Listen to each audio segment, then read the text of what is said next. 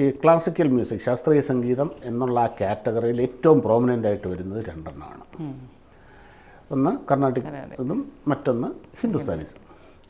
ഇതിൻ്റെ അടിസ്ഥാനപരമായ വ്യത്യാസം എന്താണ് ഇത് രണ്ടും തമ്മിലുള്ള? ഏറ്റവും അടിസ്ഥാനപരമായിട്ടുള്ള രണ്ടും ശാസ്ത്രീയമായിട്ടുള്ള രീതി തന്നെയാണ്.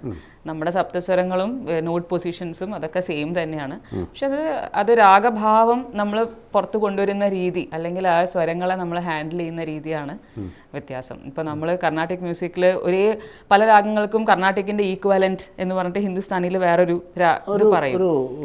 എക്സാമ്പിൾ പറയാം. അതൊരു ശുദ്ധ സാവേരി. നമ്മൾ കർണാട്ടിക് മ്യൂസിക്കിൽ ശുദ്ധ സാവേരി സരി മ പദ സദ പ മരി സ നമ്മൾ പാടുന്നത്. അപ്പം നമ്മൾ സ്വരം പാടുമ്പോഴായാലും രാഗം പാടുമ്പോഴായാലും സരി മ പദ സ സദ പ മരി സ എന്നാണ്. അപ്പോൾ ഒരു കാരണവശാലും നിഷാദവും ഗാന്ധാരവും ഈ രാഗത്തിൽ ഇല്ല, വരാൻ പാടില്ല.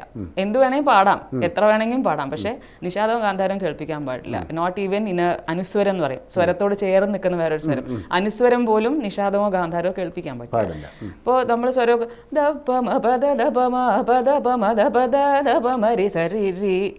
ഇങ്ങനെ നമുക്ക് ചെയ്യാൻ പറ്റുള്ളൂ.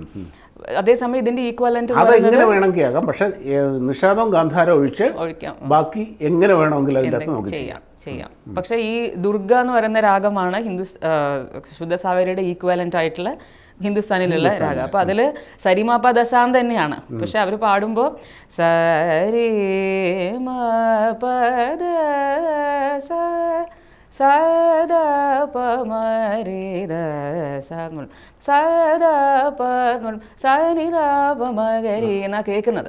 പറയുന്ന സദാപം എന്നാണ്. അത് that's not a technical mistake from their side, because അവർ ആ രാഗഭാവം ഉൾക്കൊണ്ടിട്ട് രാഗത്തെ മനസ്സിലാക്കിയിട്ടാണ് അവരിത് ചെയ്യുന്നത്. നമുക്കത് കൂടുതൽ നോട്ട്സും കൂടി നോക്കണം. നമുക്ക് രാഗഭാവം മാത്രമല്ലാതെ അതിലില്ലാത്ത നോട്ടുകൾ നമുക്ക് പാടാൻ നിവർത്തിയില്ല. അപ്പം കാരണം നമുക്കത് വേറെ രാഗമാണ്. സരി മ പദ സനിദ പ മഗരി സ എന്നുള്ളത് ആരഭി എന്നുള്ള രാഗമാണ്. അപ്പോൾ നമുക്കതിൽ കുറച്ചുകൂടെ എനിക്ക് തോന്നുന്നു ടെക്നിക്കൽ ഡിസിപ്ലിൻ എന്ന് വേണമെങ്കിൽ പറയാം അതിനെ. അതിൽ ഡിസിപ്ലിൻ വേണ്ടെന്നല്ല, അതിന്റെ ഡിസിപ്ലിൻ വേറെ രീതിയിലാണ്, ഇത് വേറെ രീതിയിലാണ്. അപ്പോൾ ആ ഒരു ഡിഫറൻസ് ഉണ്ടാവും. പിന്നെ തീംസ്, അതായത് നമ്മുടെ കർണാടക സംഗീതം കൂടുതലും ഭക്തി ഓറിയന്റഡ് ആണ്. കോണ്ടെക്സ്റ്റ് വിൽ ഓൾവേസ് ബി ഭക്തി. അതായത് ഇപ്പോൾ നമ്മൾ പദം ജാവളി അങ്ങനെയൊക്കെ കച്ചേരികൾക്കൊക്കെ പാടാറുണ്ട്. ഇപ്പോൾ അളിവേണി എന്തു ചെയ്യൂ, ഇതൊക്കെ പദങ്ങളാണ്. അപ്പോൾ ഹന്ത ഞാനിനി മാനിനി നളിനമിഴി ശ്രീ പത്മനാഭൻ വന്നില്ലല്ലോ എന്നാണ്. അപ്പോൾ അത് സ്വാതിരുന്നാളിന്റെ പദമാണ്. അപ്പോൾ അതിൻ്റെ അകത്ത് എന്താണ്, നമ്മൾ ശൃംഗാര ഭക്തിയാണ്. റൊമാൻസ് ഉണ്ട്, പക്ഷേ കോണ്ടെക്സ്റ്റ് ഇസ് ഓൾവേസ് ഭക്തി.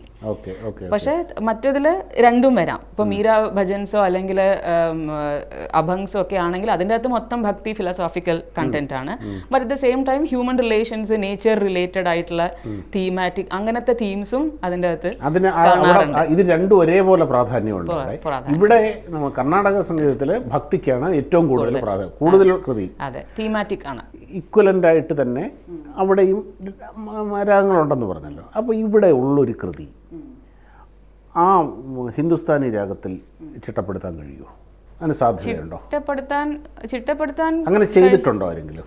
അങ്ങനെ ആരും ചെയ്തതായിട്ട് എനിക്ക് തോന്നുന്നില്ല. ഇല്ല, എൻ്റെ അറിവിലില്ല. ഭജൻസ് ഒക്കെ ഒരുപാട് പല രീതികൾ. ഇപ്പൊ നമ്മുടെ കർണാട്ടിക് മ്യൂസിക്കിലുള്ള കമ്പോസ്, ഇപ്പൊ നമ്മുടെ ട്രിനിറ്റി എന്നറിയപ്പെടുന്ന ത്യാഗരാജ സ്വാമി, മുത്തുസ്വാമി ദീക്ഷിതർ, ശ്യാമശാസ്ത്രിയാണ്. മുത്തുസ്വാമി ദീക്ഷിതരുടെ കൃതികളിൽ കുറേ എണ്ണം ഹിന്ദുസ്ഥാനി രാഗങ്ങളിൽ അദ്ദേഹം ആ രാഗങ്ങൾ ഉപയോഗിച്ച്, അമീർ കല്യാണിയിലൊക്കെ അദ്ദേഹത്തിന്റെ കൃതികളുണ്ട്. അപ്പൊ അതുകൊണ്ട് ആ രാഗങ്ങൾ ഉപയോഗിച്ചിട്ടുണ്ട്. അതില്ല, പക്ഷെ ഇതിലുള്ള ഒരെണ്ണത്തിനെ അതിന്റെ ഈക്വാലന്റ് ആക്കാൻ അങ്ങനെ ആരെങ്കിലും ശ്രമിച്ചിട്ടുണ്ടോ എന്ന് അറിയില്ല. മീൻസ് ആ മാറ്റം കൊണ്ടുവന്നിട്ടില്ല. ഇപ്പൊ ത്യാഗരാജ കൃതി ഒരു ഹിന്ദുസ്ഥാനി മ്യൂസീഷ്യൻ പാടിയിട്ടുണ്ടാവാം, അല്ലെങ്കിൽ പാടാൻ അറ്റംപ്റ്റ് ചെയ്തിട്ടുണ്ടാവാം. പക്ഷെ ഇതിലെങ്ങനെയാണോ നമ്മൾ പാടുന്നത് അത് പഠിച്ച് പാടാനേ പറ്റുള്ളൂ. അതിനെ ആ രീതിയിലേക്ക് മാറ്റിയിട്ട് അങ്ങനൊരു പരീക്ഷണം നടന്നിട്ടില്ല, ഇതുവരെ നടന്നിട്ടില്ല അല്ലേ? ഒരു ട്രഡീഷണൽ ആയിട്ടുള്ള ഒരു പാരമ്പര്യ ശാഠ്യം എന്നാണോ, അതോ അത് വേണ്ട, അത് ശരിയാവില്ല എന്നുള്ളത് കൊണ്ടായിരിക്കുമോ? ശരിയാവില്ല. ഇപ്പൊ രണ്ടും ഭക്തിയാണ്, ഭക്തിരസമാണ്. ഇപ്പൊ ത്യാഗരാജ കൃതി എടുത്താലും സ്വാമി ദീക്ഷിതരാണെങ്കിലും അവരൊക്കെ ഉപാസകരാണ്.